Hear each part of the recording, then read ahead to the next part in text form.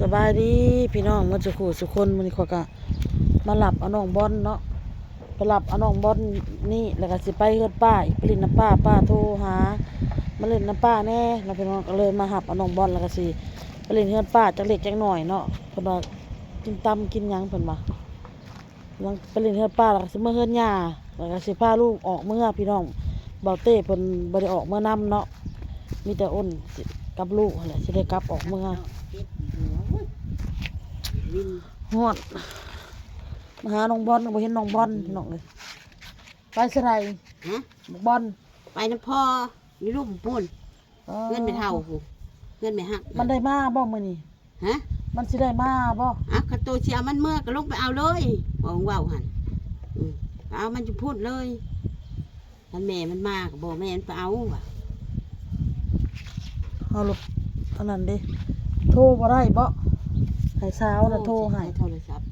ให้สาวแดงโทรให้ให้แดงโทรให้บ่บึ้งไปบอกนุ่งไปอีกหรือว่าได้เฮาไปหาป้าก่อนบ่วะ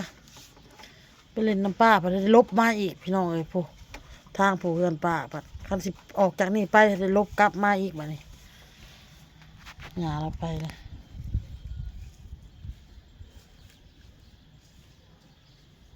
โทรหาให้พ่อเพิ่นมาส่งพ่อเพิ่นมาหับเอาไปเล่นมาเอาเพราะว่ามึงเอาอยากเขาอยู่บ่ลูกให้มันไปซื้อเขากินเนี่ยบ่มันเช่าอยู่กินข้าวกับข้าวมันไก่บ่จ๊ะข้าวมันไก่ดิข้าวผัดมันไก่ดิข้าวมันไก่ว่าข้าวผัดข้าวผัดไก่ว่าซั่นข้าวมันไก่กองชาวพันมันชื่อกองชาวพันกองชิปก็มีข้าวมันไก่ค่ะบ่หลายได้เขาตื้อให้ไก่ชื่ออย่างนี้แบบเขาทอดไก่แล้วก็ใช้กับข้าวดีชื่อใดข้าวผัดนี่นะที่สวรรค์ขายอยู่เบื้องนั่นน่ะลูกไผ่ในนูน่ะมันเคยไปซื้อขายตลาดผู้วันหน้านี่นะทางเขาเงียนเวียดนี่นะเบื้องนั่นบ่แม่ได้เบื้องนี่ได้เบื้องพุทธห่านมูมันนั่นแหละแล้วก็พ่อเพิ่งขึ้นมาเอาอยากลงไปให้ได้คือหูจักว่าบอลมาให้ได้คือหูอักบอลนะให้ได้จะหูบอลมาหูยังให้ได้พ่อมันจะหูบอลมาอ้าวมันพ่อมันมาแต่คืนนี่จักเล็กมันก็มาของเลย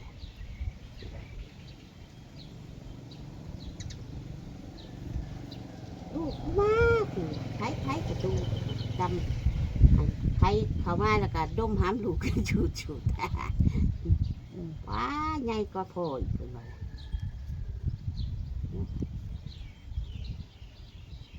เจ้าแดงกับมาช่องเบิ่งนอนช่องเวลาตอนเช้าอันนี้ลมพัดเนาะมันเลยยินรับ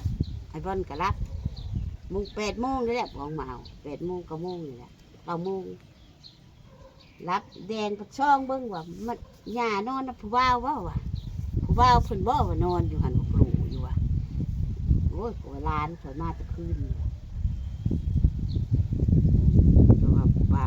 ว้าวมันใช่มันโทรให้มันโทรบอกเขาที่มันใหญ่บอกฟองมาลงมาส่งเอามันเมื่อวันนี้แล้วเขาเมียนี่เนาะท่านได้ขาดท่านได้พักเนาะอะไรบอกมาแล้วพี่น้อง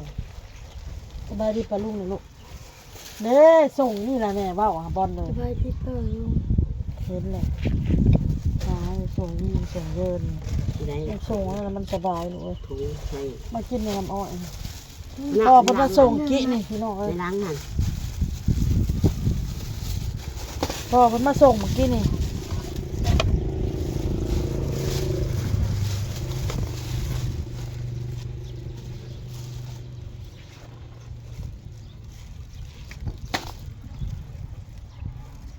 พังเบิ่งผักอาทิตย์หน้าแล้วไอ้มันมาน้ำพ่อมันให้พ่อมาส่งมานอนน้ำเจ้ามาในอุ่นเลยมาบางทีเขาก็ขายเครื่องผักบนเสาร์อาทิตย์ไปให้เพิ่นอยู่เอาน้องซอยเขาขายปิ้งขายจามเด้ซ่านี่นะมันแล้วเวียกเฮานี่ก็ได้ขายเครื่องเก่าตัวนั้นเอาเมื่อนุ่งดินเสือมุ่งได้ถึง ม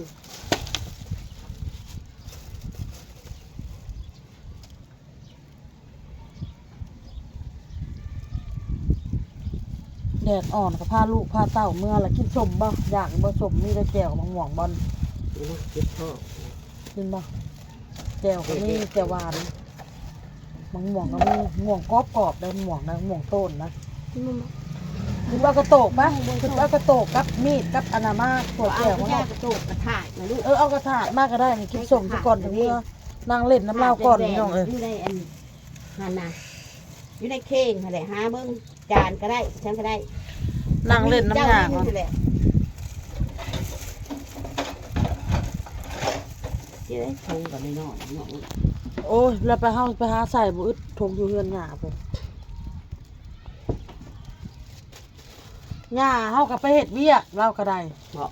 ไปเป็นแม่บ้านเดือนหนึ่ง2.5 ล้าน เราเฮ็ดได้คอยพัดปวดขึ้นมาเฮ็ดบ่ได้มือไปมือบ่เฮ็ด งานมันว่าบ่แต่บ่มีรถมีราง งานเราเฮ็ดแบบมันเป็นเวียกไงแม่บ้านกับ มีรถเฮ็ดบ่ ตี ได้ เป็นเงินไทยก็เดือนหนึง2.5 ล้านเดือนหนึง4,000ประมาณนี้แหละพี่น้องเดือนหนึง40,000 บาทแล้วก็ไปเฮ็ดแต่ว่าลูกเต้าสิให้ออกแล้ว เงินเหลืออย่ามันบ่อยากบอก จัง อย่า ว่า มันบ่บอก บ่ฮู้เดี๋ยวสิถามเพิ่นเลือดของเฮาแล้วต่อเจ้าถามสิเพิ่นแน่มา เอาสุขภาพง่ายใช่ดีนี่น้อยเจ้าที่ขายดีขาดก็ง่าย เด้ทงแก้วก็บอกม่วงกรอบๆได้แซ่บแล้วม่วงต้นมาแต่เฮือนกพี่น้องเรื่อยเพิ่นไปต่อยมาอะไรมันคุลงร้ายเพิ่นก็เลยว่ามึงเอามื่อกินนี่เด้ออีหมูเพิ่นว่าเออว่ะแก้วนี่ก็เอามื่อขวดเอาเพิ่นว่าม่วงกรอบๆได้แก้วหวานแก้วก็มีมาพี่น้องเอ้ยกินส้มมะม่วงส้มมะม่วง อันยัดไปคนอื่นเอาเครื่องใส่เอาเงินกับวันใส่หนึ่งมันก็บ่เยียมันมีสิบมาแม่ใส่ให้เงินน่ะไปโรงเรียนแล้วก็เจ้าจะเอาไปแตกให้แม่จะไปส่งโรงเรียน คันว่ามีหลายไปโรงเรียนกะ แตกเอาไป ว่าให้หมู่ยืม 10,000 ให้หมู่ยืมเอาคือเอาเงินให้หลายกะเอาจะซื้อกินเบิดบ่ลูกให้หมู่ยืมเฮาว่าสิไปถามอยู่ว่าผู้ใดยืมเงินเพิ่นน่ะ นี่ บ่แม่นหมู่แกล้งบ่ นี่เด้อ บ่บ่อนบ่แม่นเขาอันน่ะเอาเงินเจ้าบ่ แม่จะเอาบ่ให้เอาบอกเดินไปสิ ด้านเขาไทยเอาเงินค่ะไปโรงเรียนน่ะบ่มีใครไทยเอาเงินบ่ นี่ แบบว่าผู้เขาเก่งกว่า เด้อ พี่น้อง บัดเมื่อจะไปให้แม่จะไปแตกเอาใบน้อยให้เด้อ ส้มมะม่วงเอามาแต่เฮือนนกบ่ได้ทั้งแก้วทั้งมะม่วง ดูว่านี่น่ะโทงเงินน่ะนี่นี่เงิน50น่ะ เงินพ่อเพิ่นเอาให้น้องเลย50,000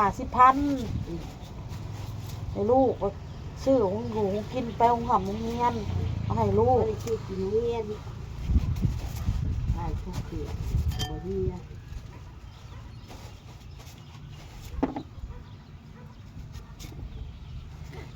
แจ่วนี่แซ่บๆหวานมะม่วงก็กรอบๆมันพี่น้อง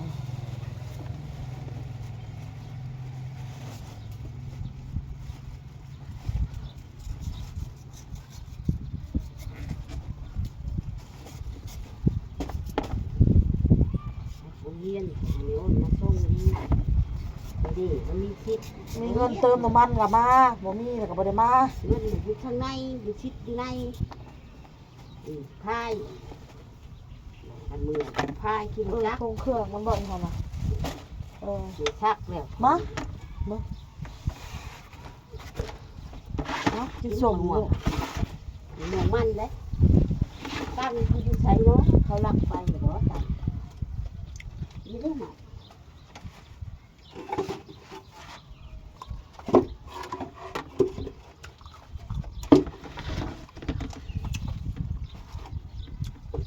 นี่ก็ยังแสนเดียวแหละหมดเลยแต่หาไม่อีกเป็นอย่างน่ะ อ๋อใช่ ไอ้มืออื่นก็พอได้ใช้อยู่ดอกได้อยู่ดอก5060 70นะบางมืต้องเจอเวียกร้ายไปได้เกินเงินเอาคู่มือก็ไม่ชัวร์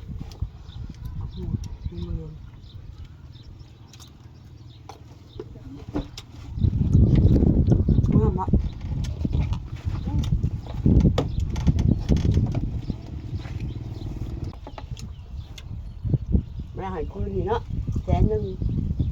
ไปแตกไปแสนไหนลูกมันอะไร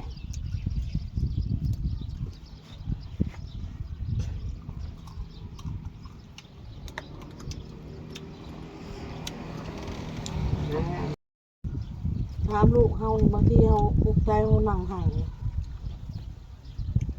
ที่ลูกเป็นหยังแม่มันบางทีมันน่ะเห็นแม่ไห้มันย่างมากอดได้มากอดมาให้กำลังใจแม่บางทีแม่ก็ใจร้าย ลูกเงินให้แสนตามเจ้าอยากอย่างแล้วมาพักให้ยาไว้ให้เจ้าเขากินกับวิเป็นเด็กที่เขาของชาวพัน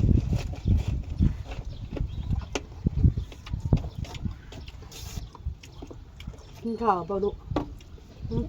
ข้าวบ่กินข้าวหรือบ่แม่ถาม กินแล้วบอกข่าวแต่พินกินทุกคนบอกเรามีได้กินได้ข่าวที่นี่ได้ติดติดข่าวเมมกับมาแล้วอุ่นเนี่ย อุ่นนุ่นเส้นกระเปียกเอาถูกเลย กับไปแท้ข่อยไม่ยากอ่ะข่อยตัวเอามือกินทุกไปแล้ว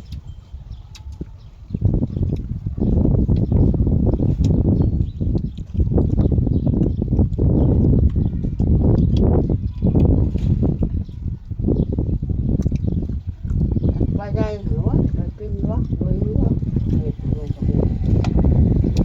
ก็เลยไปแล้วไปยักบอกไปกินนะเขา มีหยังบ่ต้องกลัวแม่ดอก ไอ้บ่มีเวียกก็คนบ่ไปแล้วกินเขาเลยเขา บ่ต้องตัวมีหยังก็บอกโลดเว้าโลดเว้าตรงๆโลดกับแม่มีบ่ดอกไปปล่อยปล่อย งูว่าบ่มีเวียกก็มาโลดได้ใช้ได้น้ำแม่มึงน่ะกูนี่เอาเป็นอย่างกูให้มัน อ่ะ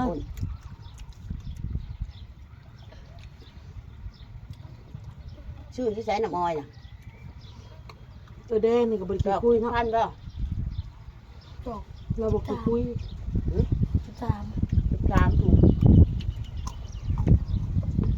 นั่นจะเป็นที่สอง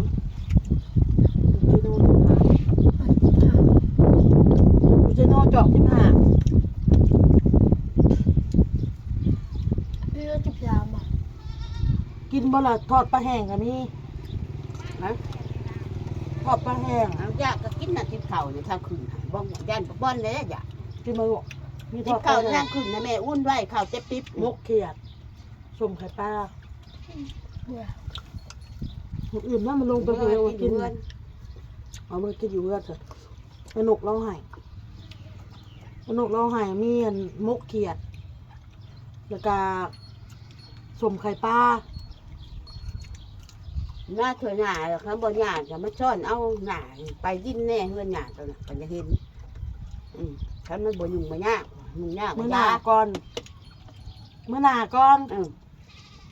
ไปดิ้นน้ำลาวอย่างลึงลาว เราไปเห็ดเวียกนะ ก็ไปเฮ็ดแบบมื้อบ่ เดือนนี้เราเห็ดเวียกแล้วหน้าเขานะ ยกไปก็หากินเฒ่าก็ลาวเขายังไปเฮ็ด เราสิออกจากงานบ้านเราจะไปเห็ดบนนวดเพราะหน้าเขานะเรา นวดเป็นเรานวดเป็นเรามีหอดใบอะไรยังก็ใบประกาศผูก ได้เงิน ใบประกาศอันนะผูก ไปหา แต่ก่อนเราก็ไปนวดอยู่แต่ไทยผูกหน้า ครบ เขาอะ 17ปีอ่ะ เราไปอยู่ไทยไปนวดอยู่ไทยตั้งแต่ปี เงินเดือนเราหั่นเงินจากเขาชาวล้านน่ะเงินเดือนเรา3ตึกเราเฮ็ดผู้เดียวเรา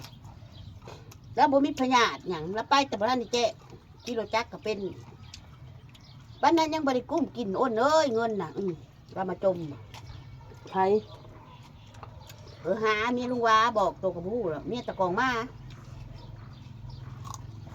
ตะกองมาก็เป็นเที่ยวกับตะพายตะกี้แต่มาเอาลุงวานั่นผัวละตายหาเงินเลี้ยงลุงวาก็โชว์แม่บักพ่น